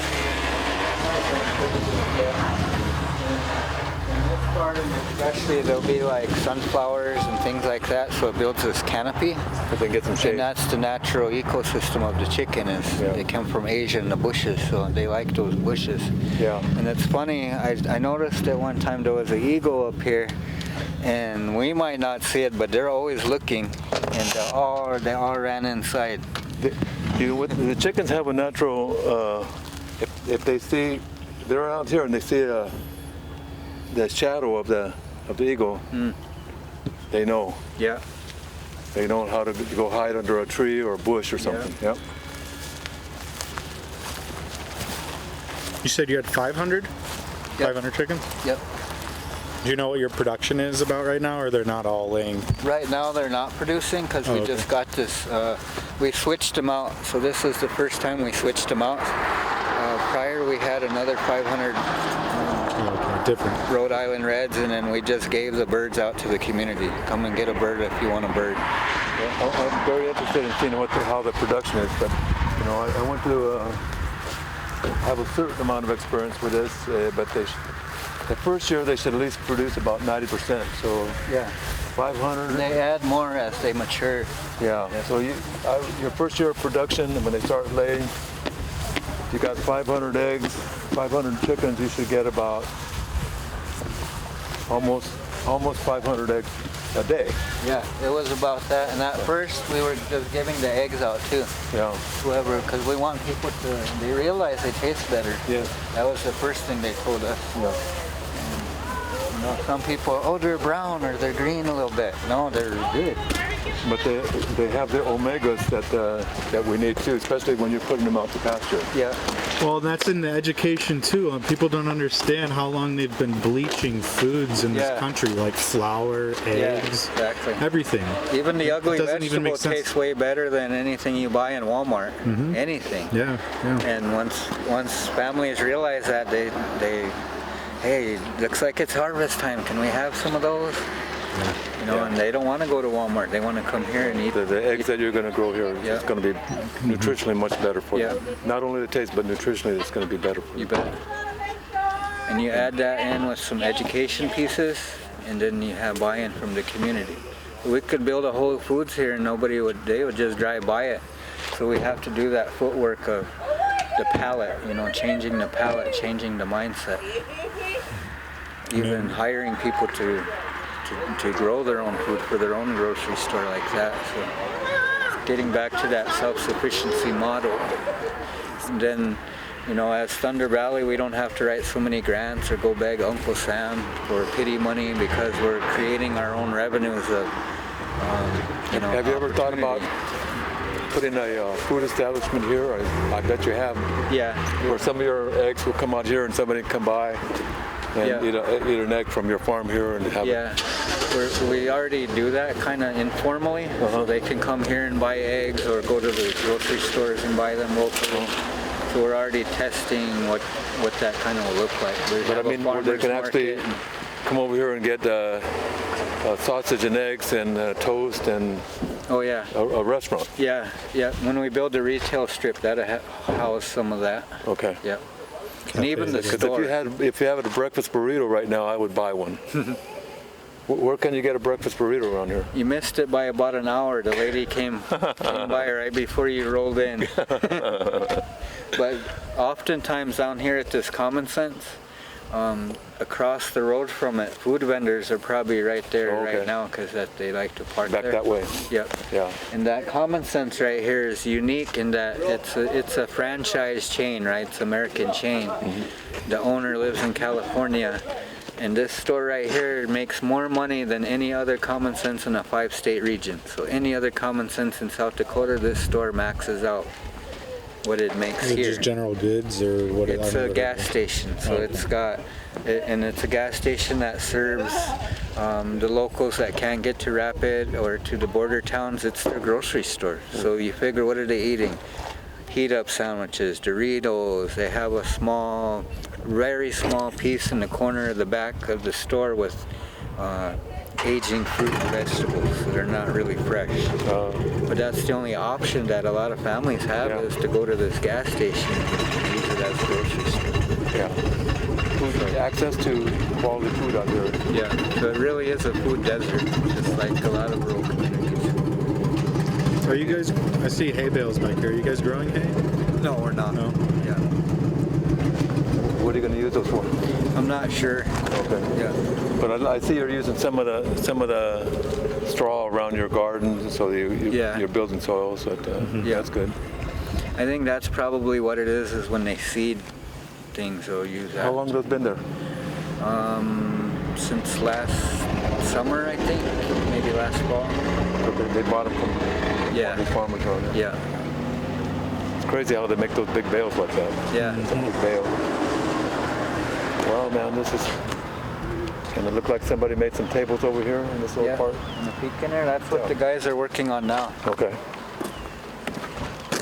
It's been so rainy they couldn't work on the house. Oh, okay. So we had them making picnic tables and things for the child care program.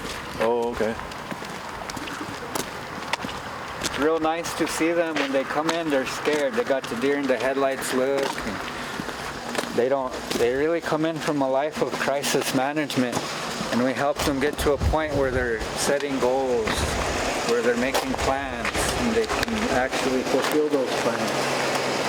So they go from this mindset of being kind of victim almost, and learning that they don't need to be that way, that they can create their own destiny. So it's neat. They get kind of cocky, and you see them go through this transition of just learning and finding out about themselves. And then when they leave, they're like, "Yeah, we can do anything." Almost like it is when you walk out of the ceremony on that fourth day. How you just feel like you could take on the world. That's nice to see them go through that transition. And that's what makes me show up for work every day, is just to see that. They're building. They were building doghouses last week. But they get all the skills that they need to build a sustainable greenhouse back here. And then they learn what that means. It's not just a house, but what are the solar implications of building these things, and all that. Nice solid bench here. Yeah. Nice. Super strong bench. This bench is not going to come apart. Super solid. A lot of times you guys buy this stuff and it falls apart. Nice. So there's 8 employees in the employee-owned construction company. What's that? There's eight of them right now that are owners of the employee-owned construction. Initially, so you have to buy in, or what are there? Like, Yeah, I think it's a buy-in process, or you get invited through being students in the construction program. Okay. And now they're actual business owners. So they went from mom's couch to getting their education, GED or early college classes, and then becoming a legitimate business owner. So that's one strategy out of poverty that we look at, and that's what we're really looking at, is how do we create an ecosystem that promotes that strategy out of poverty. And it's not a get on a list and wait. Yeah. People have to meet it halfway, right? They have to work towards it. So it's a very different kind of a model. It's not a pull yourselves up by your bootstrap either, because we never had those boots, right? So it's really more intentional than that. Pretty neat place. very good. Lovely.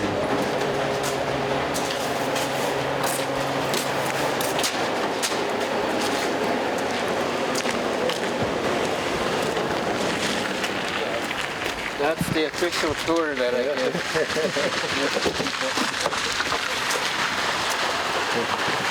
It's been about relationships and partnerships here, how we pulled this off. Yeah. Not a lot of federal dollars, but a lot of philanthropy.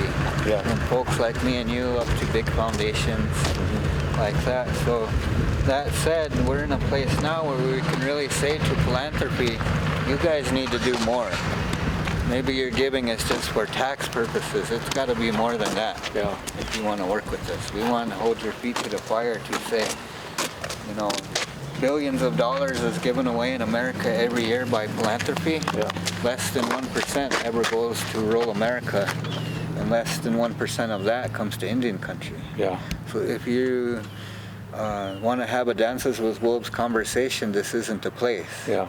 What we want to talk about here is you have all these resources, you want to be a game changer, don't nickel and dime it or band-aid it to death. Yeah. Invest in humanity. Yeah. You know, and this is a good place for that to happen. Yeah.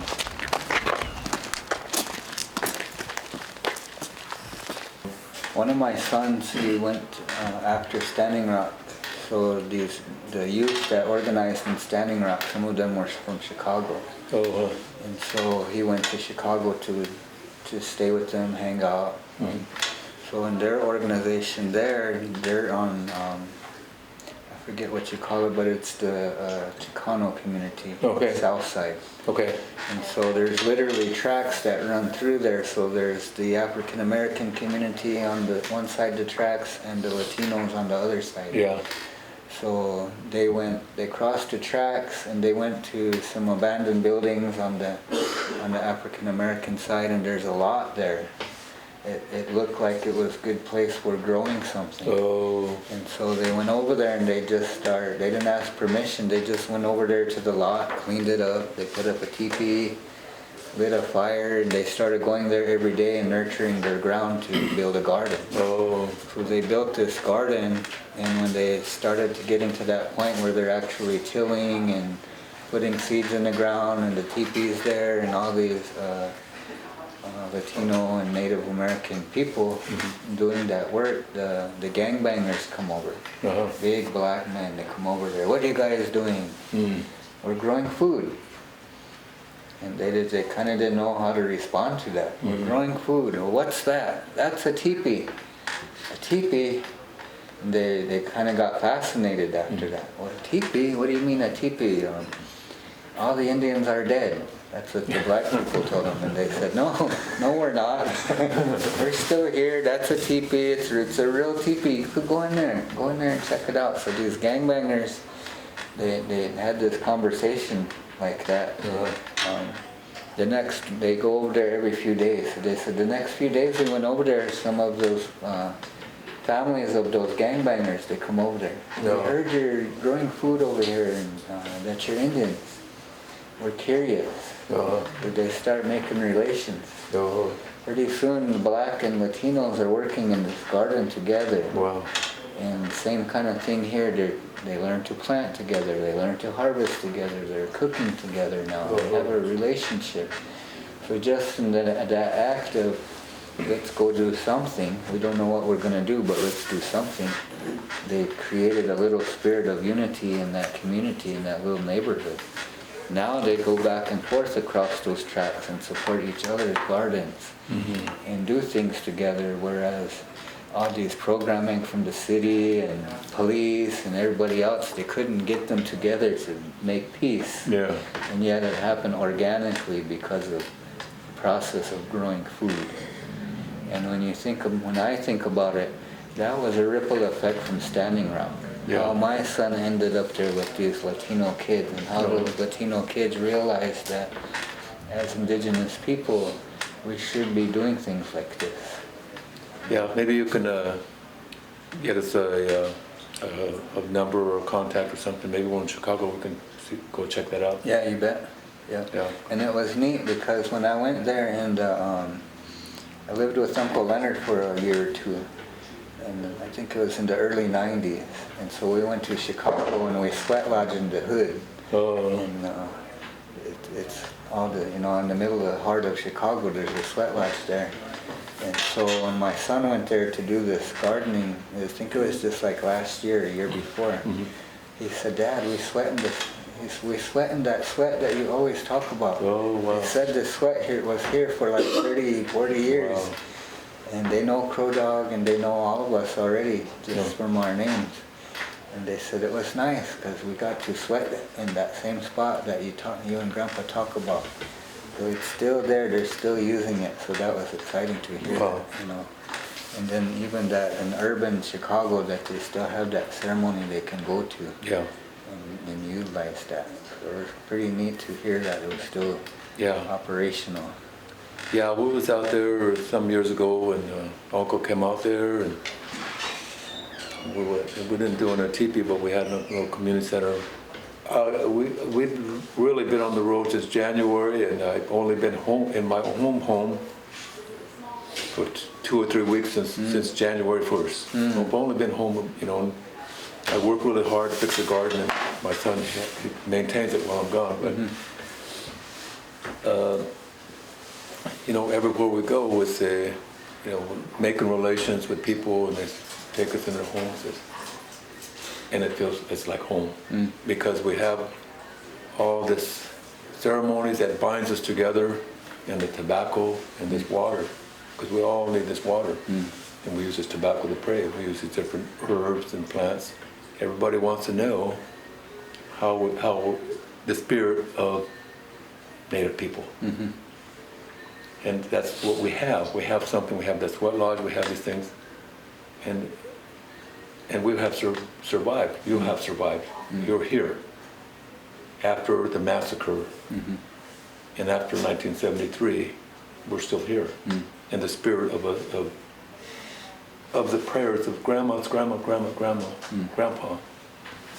That's why we're here. Yeah. The spirit is very powerful, and that's what makes us go out and plant those seeds. Yeah. That's what makes us go out and, in the cold weather, chop wood, do whatever we have to do. We have survived because of a prayer of grandma and grandpa. Yeah. And we're still doing that prayer for our grandchildren. Yeah. So this is really touching and very beautiful to see the fruitation, the harvest of the prayer here, and what you're doing here. And even though it's a little disheartening to go down the gas station and everybody say, hey brother, hey, let me tell you something. I'm a descendant of so and so and so and so. But here, can you sell me this? Can you buy this from me? Well, brother, I don't really need this. You know, I'll give you a couple dollars. I don't really. But take care of yourself. I always try to, whenever I can, just a little bit, a couple dollars. But we got to get those guys out from the corner. Yeah. Got to get them guys off the street, back in this program here. Yeah. But 5 years from now, 10 years from now, we're going to see that. The brother I seen on the streets, I said, hey, you know, I've been there before. Well, come back here. So the next time he said, you know what he told me? Next time I see you, maybe I can help you out. Okay, that's how we're going to work it out. We're all going to help each other out. Yeah. My son does a lot of talking now. So one time I was listening to him talk. I think it was at UC Berkeley. He was on a panel over there, watching him on the internet. And he talked about, in today's time, we want everything like that, Americanized society. Oh, I want it right now. It's got to be right now. And he said maybe it's a little bit selfish of us to think that it's going to change in one lifetime. He said our ancestors didn't say, I needed this to be now. They said, no, it might take 7 generations for that transition, for that change to happen. Yeah. So he said, I want to remind you that if you're listening out there, that patience, that type of patience, that maybe your role is to raise that child to make that change, and that takes a lifetime. Maybe that child is going to raise another child to make that change happen, but don't think it's going to happen like this. Yeah. So we have to remember, as Americans, and we've been conditioned this way, to think we want it now. Well, we got to be humble and say, well, maybe it won't happen, but what is my role to make it happen? Yeah. You know, what do I have to do so that I perpetuate that healing and that growth? It might not happen today, it might not happen tomorrow, but yeah, I believe, so I know it's going to happen. It just might take generation. Yeah. And that's okay. That's natural. I always tell people that the conquest, or the process of the assimilation process that they wanted us to, they've been trying to assimilate us since they got here for hundreds of years. How long is it going to take us to un-assimilate ourselves? It's not going to happen through one workshop, through one sweat lodge. It's going to be, you know, and I'm always, in my mind, in my heart and my spirit, I'm always having to get things out of my mind, get things out of my heart, and get back to this humbleness of who we are. When I go someplace and say, oh, it's really cold, it's really hot, and it's not comfortable. There's no running toilet, there's no water, the tent is cold. But it's always coming back to understanding nature and remember, you know, I don't need to live in the royal palace. I can live out in the campground, in the woods, and be okay. Yeah. Just as long as I got a cup of coffee, everything's okay. So good, man. It's good work you're doing. I'm so inspired. I'm so excited. And the guys on the streets, they heard us. You know, hey, look, there's a place you can go. There is a way out. And okay, yeah, the tribal council is this and this and this and this and the government this. But there is a way that you can get out of this place. This is a place right here where you can get off the street. Have a place where your kids can be out of the cold. They can have some good food. There is hope. There is a chance for us. But you said we have to take it. The tools are there, like you said. The mind is there. But we've got to start feeding that mind. Yeah. And with your eggs and with the good food and the good feeling of each other. So when I see the guys on the street, I say, hey, what's up? Oh, they're human beings. A lot of people don't realize those guys are our veterans. Yes. They're our war heroes. A lot of them hold the language. Yes. You know, they have all these gifts to offer, but if you're just looking at them Americanized lens, you think, oh, they're just homeless, oh, they're just pitiful. No, they're not. They're more resilient than the rest of us. That's right. Because they put up with a lot more than we do. Yep. You know, and that's a strength that we can't buy. You know, we have to live it. Yeah. They live it. And a lot of times they're way happier than a lot of us. They are. They are. Well, the guy told me. The guy in the street says, look, I'm going to tell you, he said to me, that person in that store that's selling that food, they look down upon me. They got a job, and they think they're doing better than me. And they treat us a certain way. It's their own people, right? He says, I sell this stuff, I can make it, and I can make this earrings in just no time, and I make more money than those people inside that store. And I'm happy. Right on, brother, you got clean clothes, you're sober. This guy I was talking to was sober. Right on, here's a little money, put some gas in your car, you can get back home. What's next? What are the big things next? I think that we're not ready to answer that yet because we're just now beginning at what we started. I think what I've learned being here is the power of planning, because even when I stepped into this role, I was in one of those ones that was crisis management. And now I understand the power of planning because I've seen it at play through this development. And then I also seen how you add in culture and language and indigenize it. And I think that more people in the world need to indigenize what they're doing, and that's where they're going to find the power at, man, when they do that. So I think we've only just begun.